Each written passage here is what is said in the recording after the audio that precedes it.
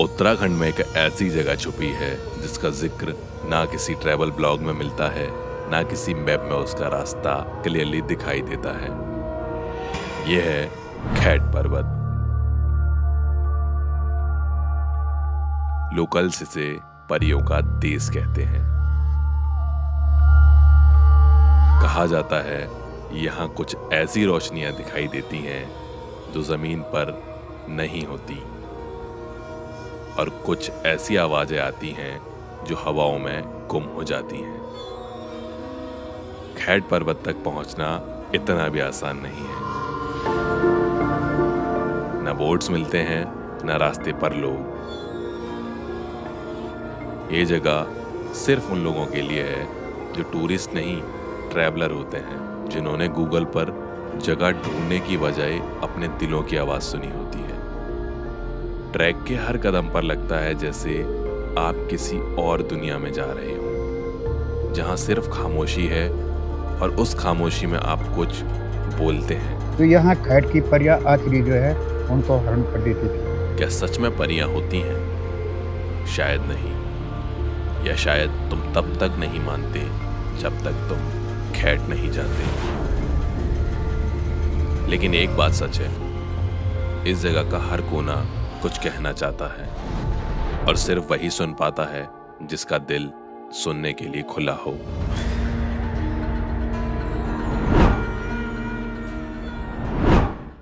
चलो जी, बद्रीनाथ से निकलने का समय हो चुका है।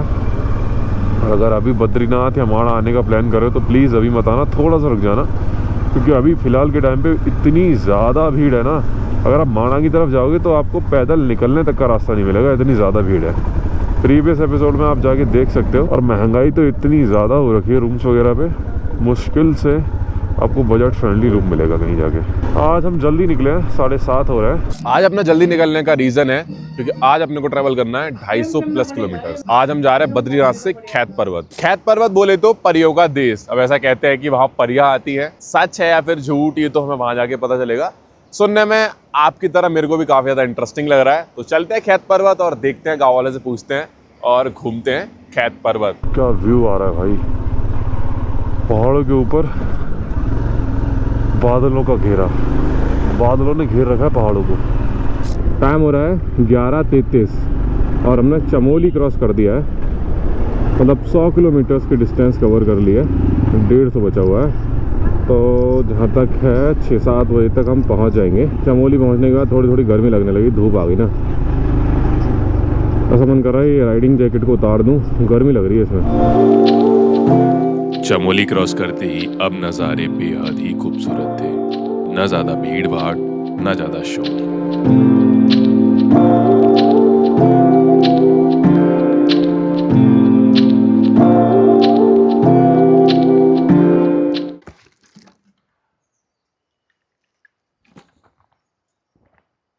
सुबह से नॉन स्टॉप चल रहा है, बस 2 ब्रेक लिए थे, एक सुबह चाय पीने के लिए और दूसरा ब्रेक खाना खाने के लिए। उसके बाद अब यहाँ पे तीसरा ब्रेक लिया है। बहुत थकान हो गई थी और जगह थी अच्छी, यहाँ पे धूप वगैरह भी नहीं है, तो सोचा थोड़ा आराम कर लेते हैं, छोटा सा ब्रेक ले लेते हैं, उसके बाद फिर निकलेंगे। अब डिस्टेंस बहुत ज़्यादा नहीं बची होगी, लगभग 70-80 किलोमीटर बचा होगा और टाइम हो रहा है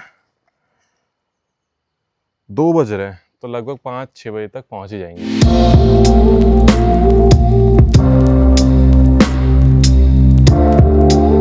टाइम हो रहा है 6:23 और हम लोग खैट पर्वत से 3-4 किलोमीटर पीछे हैं। ये जगह है, ये गांव है सुनहरी गार्ड। तो हम लोगों ने यहीं पे स्टे कर लिया। पहले हम लोग आगे गए 1 किलोमीटर आगे, फिर हमने वहाँ पूछा तो कंफर्म नहीं हो पा रहा था कि खैट पर्वत में ऊपर कोई होम स्टे होटल वगैरह है फिर नहीं। तो हमने कहा चलो पीछे चलते हैं, वहाँ स्टे करते हैं और सुबह हम लोग ट्रैक करेंगे। वहाँ का एक ट्रैक भी है 2 किलोमीटर का। तो ये जगह यार बहुत बहुत बहुत ज़्यादा अच्छी लगी मेरे को। एक तो इतनी ज़्यादा शांति है यहाँ पे। अब मेरे पीछे इधर देखोगे ना, ग्रीनरी ही ग्रीनरी, और कोई भी शोर शराबा नहीं, कोई भी व्हीकल नहीं मिलेगा यहाँ पे आपको आता हुआ, क्योंकि बहुत बहुत ही कम टूरिस्ट यहाँ पे आते हैं।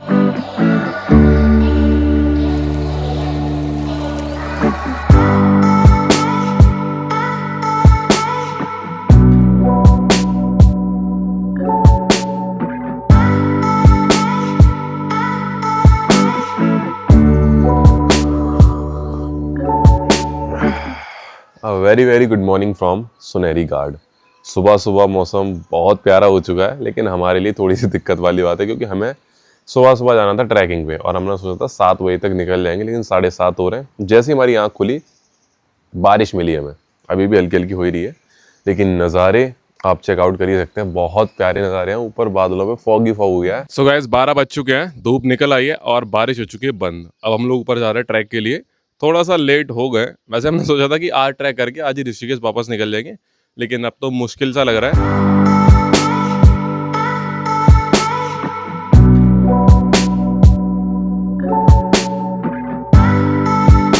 तो रोड से करीब 2-3 किलोमीटर ऊपर हम लोग आ चुके होंगे और अब रास्ता में बहुत ज़्यादा ऑफ रोड मिल रहा है। ये देखो कुछ इस तरीके का रास्ता मिल रहा है। पीछे तो और भी ज़्यादा गंदा था, तो अभी हम लोग यहाँ रुक गए थे पानी देखने के लिए, क्योंकि हमारी बोतल तो है लेकिन पानी नहीं है। इस ट्रिप में ऐसा ही हो रहा है, फ़ोन है, नेटवर्क नहीं है, बोतल है, पानी नहीं है। अभी तक जितने भी ट्रैक करें ना बिना पानी के करें, और आज ये वाला ना हो जाए। तो हम यहाँ कुछ गाँव से था तो रुके, लेकिन यहाँ पर भी कुछ पानी का दिख नहीं रहा है, तो आगे चल के देखेंगे। पानी मिल जाए तो अच्छा, वरना ये ट्रैक भी बिना पानी के सही। ये देखो भाई ऐसा रास्ता मिल रहा है। बारिश होगी ना सुबह सुबह तो मिट्टी मिट्टी सब भीग चुकी है। परियों के देश तक पहुंचना इतना आसान थोड़े ना है।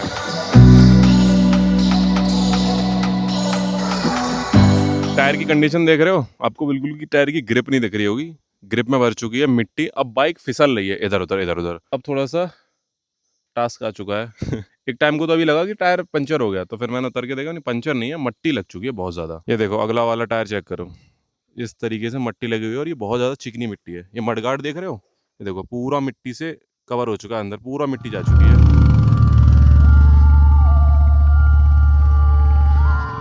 तो भाई बाइक गिर चुकी है यहाँ पे, इतनी ज़्यादा बाइक फिसली की कंट्रोल ही नहीं हुई। आराम से आराम से आराम से।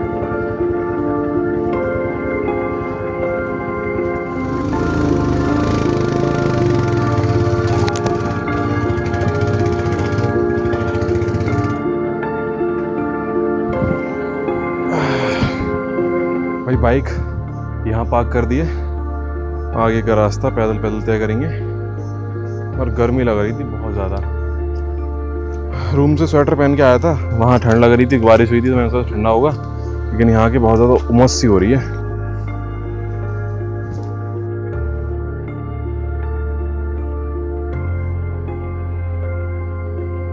तो भाई हमें एक पेड़ दिखा है और ये आपको मैं बता दूं, ये है अखरोट का पेड़।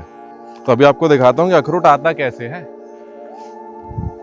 ये देखो इसके अंदर होता है अखरोट, तो अभी आपको तोड़ के दिखाता हूँ।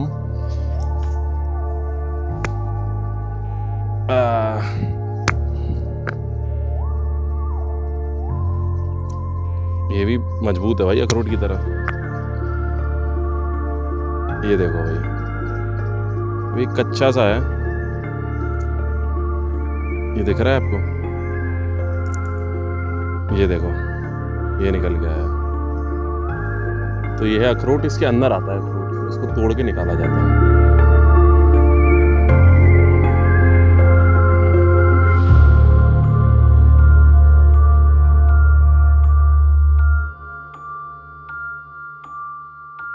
चलते चलते ऊपर आ चुके हैं। जो जगह मैंने आपको जब नीचे बाइक खड़ी करी थी वहां से दिखाई थी ना, जो पिलर्स लग रहे थे वो यही पिलर्स थे, और हमारी बाइक हमें दिख रही खड़ी हुई। अभी आपको दिखाते हैं, वो देखो उधर खड़ी हमारी बाइक, ये देखो भाई ये खड़ी हुई बाइक, और हम इतना ऊपर आ चुके हैं।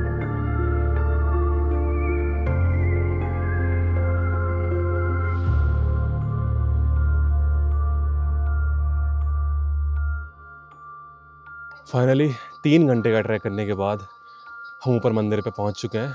मंदिर हल्का सा ऊपर है, यहाँ पे बोर्ड लगा हुआ है, जूते चप्पल यहीं पे उतार के जाना है। मंदिर है वहाँ पे ऊपर, ये देखो।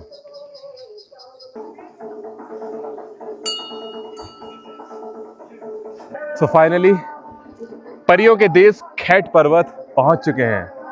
ये मंदिर है बिल्कुल टॉप पे है खैट पर्वत के, और यहाँ की ऐसी मान्यता है कि रात में यहाँ परियां आती है।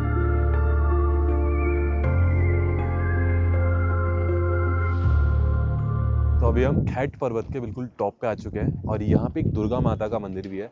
तो अभी मैं वहाँ से दर्शन करके आ चुका हूँ, और यहाँ से जो नज़ारे बेहद खूबसूरत मिलते हैं। ये बिल्कुल टॉप पे है और यहाँ से पूरी वैली का व्यू आता है, लेकिन आज फॉग बहुत ज़्यादा है, सुबह सुबह बारिश हो गई थी तो विजिबिलिटी इतनी ज़्यादा क्लियर नहीं है, वरना बहुत छोटे छोटे घर दिख रहे हैं। जहाँ से अपना ट्रैक स्टार्ट करा था वो गांव बहुत छोटा सा दिख रहा है। इस मंदिर की जो खोज है वो 14 जनवरी 1983 में की थी और जिन्होंने ये खोज की थी वो पंडित जी भी नीचे ही हैं, जिन्होंने इस मंदिर के बारे में बताया कि कैसे यहाँ पे परियां आती थी पहले। इस मंदिर की खोज होने से पहले यहाँ पे कोई भी अगर आता था, जैसे सर पे बिना चुन्नी के या फिर चटकीले कपड़े पहन के, तो परियां उसको ले जाती थी या परेशान करती थी, ऐसा कुछ सीन था। लेकिन अब कह रहे हैं अब जब से मंदिर बना है तब से ऐसी चीज़ें नहीं होती।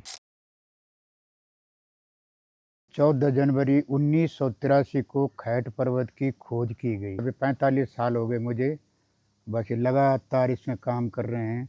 और उसके बाद जो है लोग आ रहे हैं। यहाँ पर कुछ नहीं था पहले, यहाँ पर न कोई मंदिर था, न धर्मशाला था, न जहाँ से आप आए न कोई रास्ता था। यहाँ पर जो है माता बहनें जब घास काटने के लिए आती थी तो नंगे सिर नहीं आती थी और वैसे सुखले कपड़े नहीं पहनती थी, क्योंकि यहाँ पर जो है परियों का देश है। आछरी बोलते हैं गढ़वाली में, आछरियों का देश है ये। अब आप बोलेंगे परियां क्या हुई? परियां जो है लंका के राजा रावण की लड़कियां थी, मंदोदरी की लड़कियां थी। आज से 17,25,000 वर्ष पहले राम और रावण की गाथाएं हैं। राम और रावण 17,25,000 पहले।